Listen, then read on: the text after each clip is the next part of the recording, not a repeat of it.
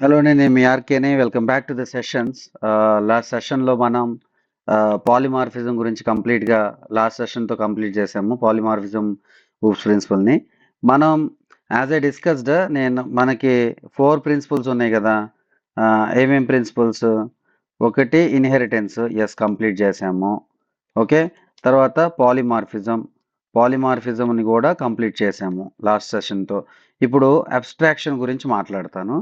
తర్వాత అబ్స్ట్రాక్షన్ అయిపోయిన తర్వాత 4th ప్రిన్సిపల్ ఏదైతే ఉందో ఎన్క్యాప్సులేషన్ లాస్ట్లో మాట్లాడతాను. దీంతో ఆల్ ఊప్స్ ప్రిన్సిపల్స్ కంప్లీట్ అయిపోతాయి. ఓకే, సో అసలు ఇప్పుడు అబ్స్ట్రాక్షన్ అంటే ఏంటి?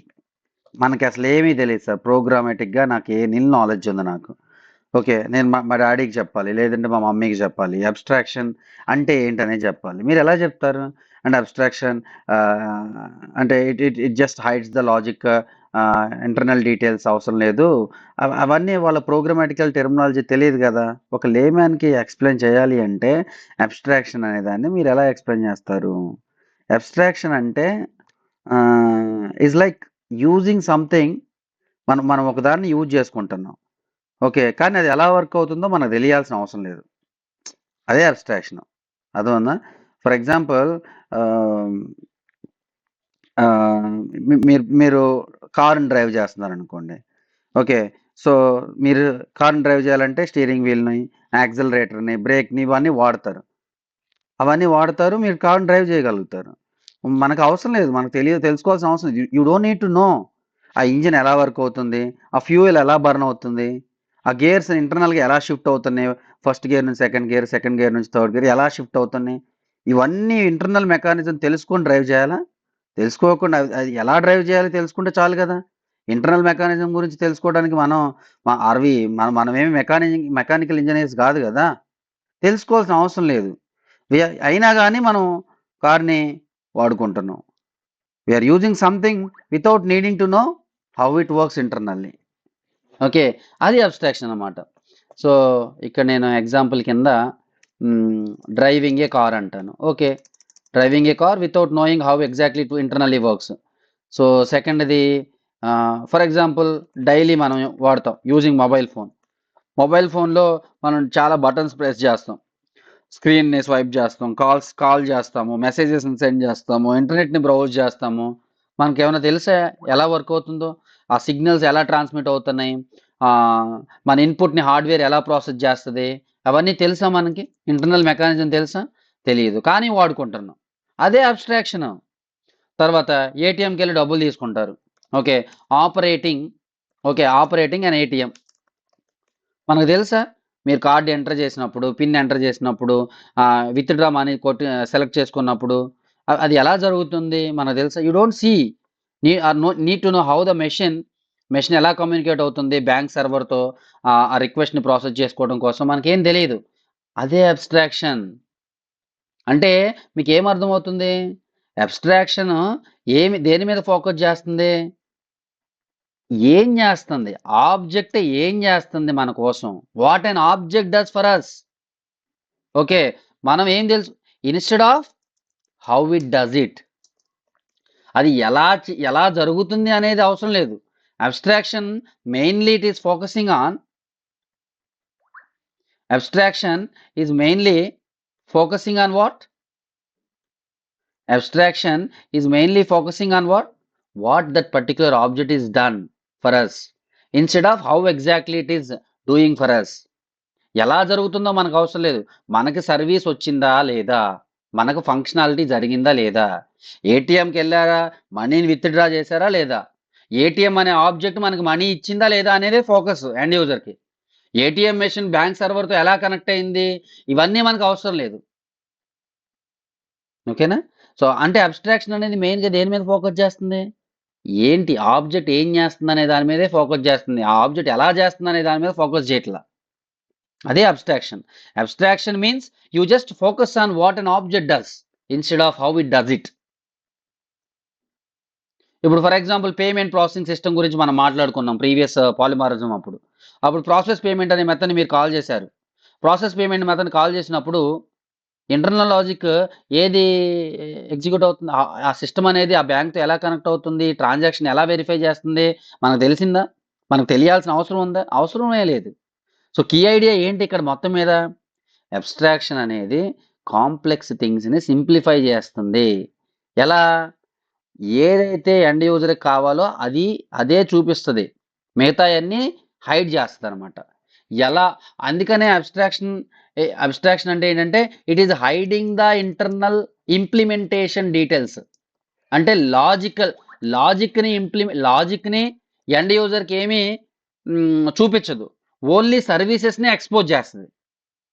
సో అందుకనే అబ్స్ట్రాక్షన్ గురించి మనం మాట్లాడుకునేటప్పుడు abstraction is hiding the logical implementation details. Instead of that it is just exposing the services to the end user. అదనమాట.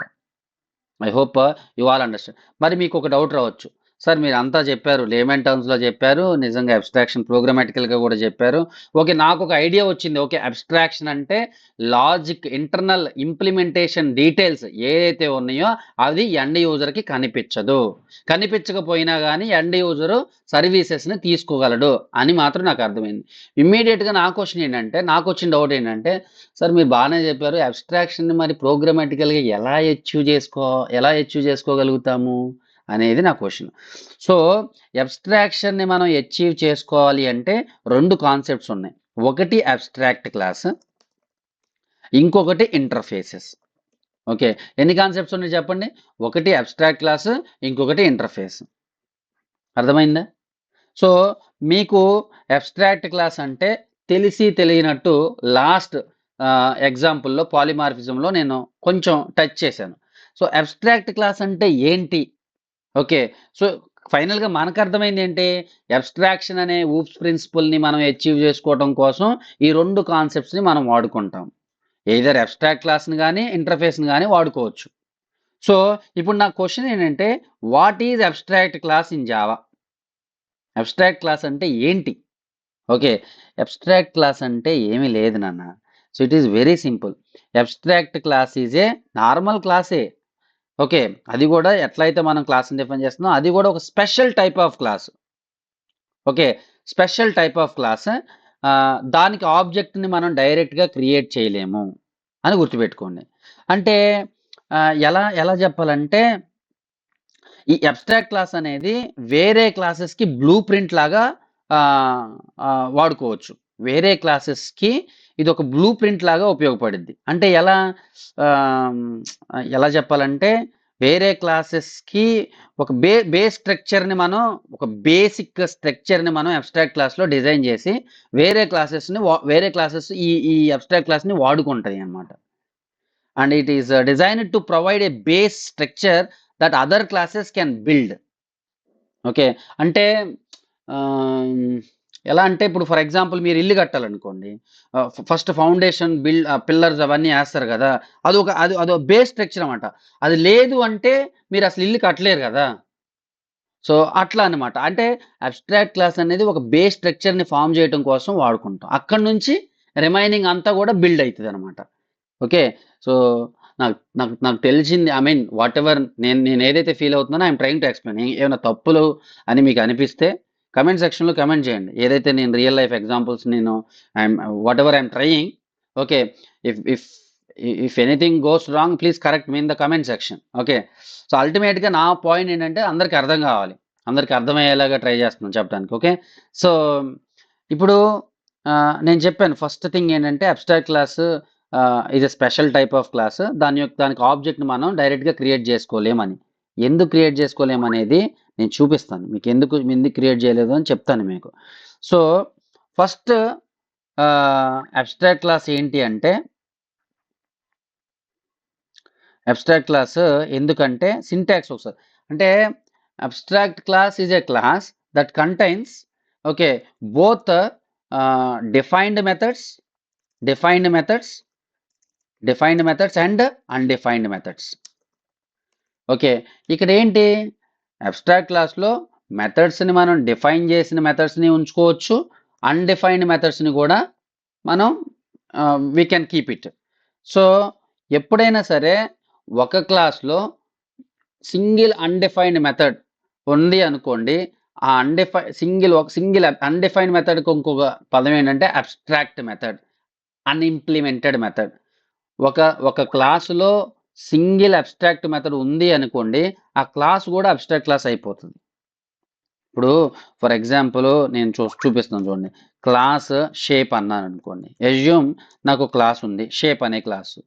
షేప్ అనే క్లాస్లో జనరల్గా షేప్ మనం డ్రా చేస్తాం కదా, అందుకని డ్రాని నేను మెథడ్ని డిక్లేర్ చేశాను. జస్ట్ డిక్లేర్ ద మెథడ్ అంటే ఈ మెథడ్కి బాడీ లేదు, ఓన్లీ మెథడ్ హెడ్డింగే ఉంది, నో బాడీ మెథడ్స్. అంటే దీన్ని మెథడ్ డిక్లరేషన్ అంటారు. సో ఇలాంటి మెథడ్స్ని మనం ఏమంటామంటే అబ్స్ట్రాక్ట్ మెథడ్స్ అంటాం. అంటే అన్డిఫైన్డ్ మెథడ్, లాజిక్ ఉండదు. లాజిక్ ఎవరికి కావాలంటే వాళ్ళు ఈ మెథడ్ని తీసుకొని వాళ్ళు డిఫైన్ చేసుకుంటారు. ఓకేనా? సో ఇక్కడ నేను ఈ మెథడు అబ్స్ట్రాక్ట్ మెథడ్ కాబట్టి మనకు తెలుసు ఇది అబ్స్ట్రాక్ట్ మెథడ్ అని, జావా కంపైలర్కి తెలియదు. సో అలా మనం దానికి చెప్పాలి అంటే మనం ఒక కీవర్డ్ వాడతాం అనమాట, అదే అబ్స్ట్రాక్ట్ కీవర్డ్. ఎప్పుడైతే ఈ క్లాస్లో ఒక అబ్స్ట్రాక్ట్ మెథడ్ ఉందో ఈ క్లాస్ కూడా అబ్స్ట్రాక్ట్ క్లాస్ కింద డిఫైన్ చేయాలి, ఇలా by adding this abstract keyword. So ఇప్పుడు నేనేం చెప్పాను, అబ్స్ట్రాక్ట్ క్లాస్కి ఆబ్జెక్ట్ క్రియేట్ చేసుకోలేను అన్నాను. ఓకే, ఒకవేళ చేసుకోగలిగామనుకోండి ఇలా ఏమవుతుందో చెప్పండి. ఒకవేళ ఆబ్జెక్ట్ క్రియేట్ అయ్యింది, ఓకే ఒప్పుకున్నాం, క్రియేట్. సో ఇప్పుడు షేప్ డాట్ డ్రా అన్నాను అనుకోండి, ఏమవుతుంది, నాన్న కంట్రోల్ డ్రా దగ్గరికి వెళ్తుంది. ఏం ఎగ్జిక్యూట్ అవుతుంది, అసలు మెథడ్లో మీరు లాజికే రాయలేదు కదా, అందుకనే సో డిజైన్ లెవెల్లోనే వాళ్ళు రిస్ట్రిక్ట్ చేశారు. అబ్స్ట్రాక్ట్ క్లాస్ అని మీరు ఏదైనా ఒక క్లాస్ని అబ్స్ట్రాక్ట్గా డిఫైన్ చేస్తే మీరు దానికి ఆబ్జెక్ట్ని డైరెక్ట్గా క్రియేట్ చేసుకోలేరు. ఓకే అనేది అందుకనే వాళ్ళు ఆ డిజైన్ లెవెల్లోనే వాళ్ళు రిస్ట్రిక్ట్ చేస్తారు. అందుకనే మనం అబ్స్ట్రాక్ట్ క్లాస్కి ఆబ్జెక్ట్ని డైరెక్ట్గా క్రియేట్ చేయలేము, ఎందుకంటే ఇదే ప్రాబ్లం. ఒకవేళ క్రియేట్ చేసుకోవడానికి యాక్సెప్ట్ చేశారనుకోండి, మీరు మెథడ్ని కాల్ చేయొచ్చు. కాల్ చేస్తే అసలు ఏమీ లేదు కదా, లాజికే లేకుండా మీరు మెథడ్ని కాల్ చేస్తే ఏం ఎగ్జిక్యూట్ అవుతుంది, ఎర్రర్స్ వస్తాయి. అందుకనే డిజైన్ లెవెల్లోనే అబ్స్ట్రాక్ట్ క్లాస్కి ఆబ్జెక్ట్ని క్రియేట్ చేసుకోవడానికి స్కోప్ ఇవ్వలేదు. అందుకే మీరు కావాలంటే ఎవరైనా అడగండి, మనం ఆబ్జెక్ట్ని క్రియేట్ చేసుకోలేం. సో ఇది అబ్స్ట్రాక్ట్ మెథడ్ కదా. ఇదే అబ్స్ట్రాక్ట్ క్లాస్లో నేను ఇంకా వేరే మెథడ్ని డిఫైన్ చేయొచ్చా? చేసుకోవచ్చు. ఎన్ నెంబర్ ఆఫ్ మెథడ్స్ని మనం డిఫైన్ చేసుకోవచ్చు, హ్యాపీగా ఇక్కడ లాజిక్ రాసుకోవచ్చు. కానీ ఆ క్లాస్లో సింగిల్ అబ్స్ట్రాక్ట్ మెథడ్ ఉన్నా కానీ ఆ క్లాస్ అనేది అబ్స్ట్రాక్ట్ క్లాస్. అది abstract class is a combination of both defined methods and undefined methods.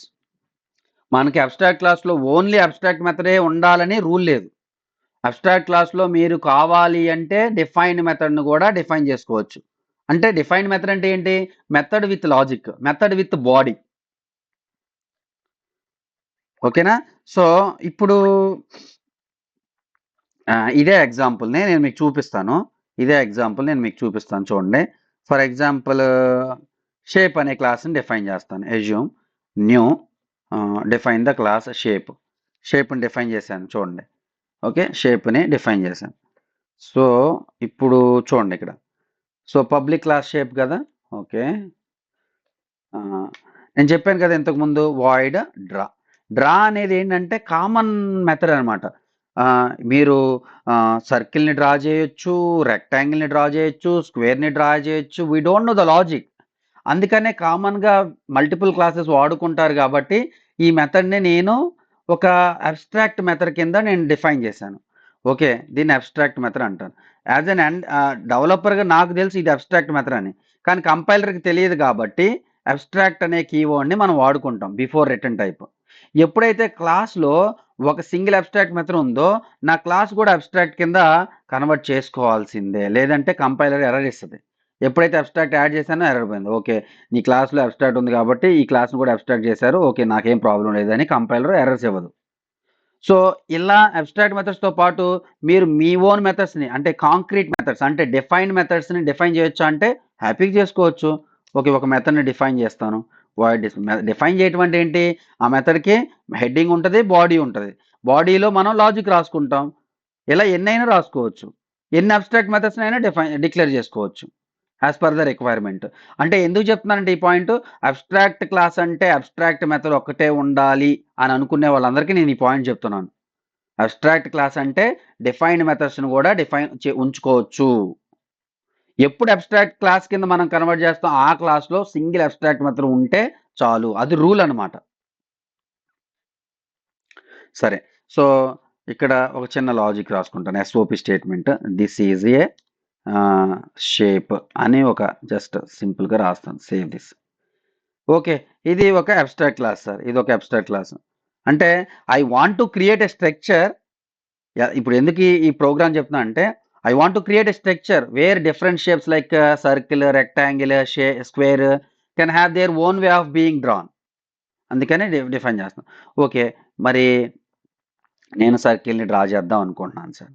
నేను సర్కిల్ని డ్రా చేద్దాం అనుకుంటే ఈ డ్రా అనే మెథడ్కి లాజిక్ని ప్రొవైడ్ చేయాలి కదా. మరి ఈ ఈ ఈ డ్రా అనే మెథడ్ సర్కిల్ అనే క్లాస్కి ఎలా వెళ్తుంది? డెఫినెట్గా మనం ఏం అప్లై చేయాలి? సర్కిల్ అనే సర్కిల్ అనే క్లాస్ని ఓకే డిఫైన్ చేసి ఈ డ్రా అనే మెథడ్ ఈ షేప్ అనే క్లాస్ నుంచి షేప్ అనే అబ్స్ట్రాక్ట్ క్లాస్ నుంచి సర్కిల్ అనే క్లాస్కి ఎలా వెళ్తుంది? ఏముంది సార్, ఎక్స్టెండ్స్ షేప్ అంటే చాలు కదా, అయిపోతుంది. ఎందుకు ఎర్రర్ వచ్చింది ఇమీడియట్గా? ఎందుకంటే షేప్ అనే క్లాస్లో అబ్స్ట్రాక్ట్ మెథడ్ ఉంది కాబట్టి మెథడ్ వితౌట్ బాడీ ఉంది. అబ్స్ట్రాక్ట్ మెథడ్ ఉంటే ఆ క్లాస్ కూడా అబ్స్ట్రాక్ట్ క్లాస్ అవ్వాలి, లేదంటే మీరు ప్రొవైడ్ చేయాలి లాజిక్. ఇంకో చూడండి, ఇక్కడ కర్సర్ ఇట్లా పెట్టాను అనుకోండి, బాబు షేప్ అనే అబ్స్ట్రాక్ట్ క్లాస్లో అన్ఇంప్లిమెంటెడ్ మెథడ్ ఉంది డ్రా అనేది, మీరు కావాలంటే దానికి లాజిక్ ప్రొవైడ్ చేసుకోండి, లేదంటే ఈ క్లాస్ కూడా అబ్స్ట్రాక్ట్ క్లాస్ అయిపోద్ది అని చెప్పి ఎర్రర్ చూపిస్తుంది. నేను నా రిక్వైర్మెంట్ ఎందుకు సర్కిల్ క్లాస్ని డిఫైన్ చేశాను? I want to provide the logic for the circle. అందుకని దీని మీద క్లిక్ చేశాను అనుకోండి, ఇక్కడ మనం లాజిక్ రాసుకోవచ్చు. ఏమని రాస్తాను? డ్రాయింగ్ ఏ సర్కిల్ అంటాను. system.out.println of drawing a circle safe అయిపోయింది. ఓకే. ఇలా ఫర్ ఎగ్జాంపుల్ నేను I want to draw a rectangle అన్నాను అనుకోండి. ఓకే, వేరే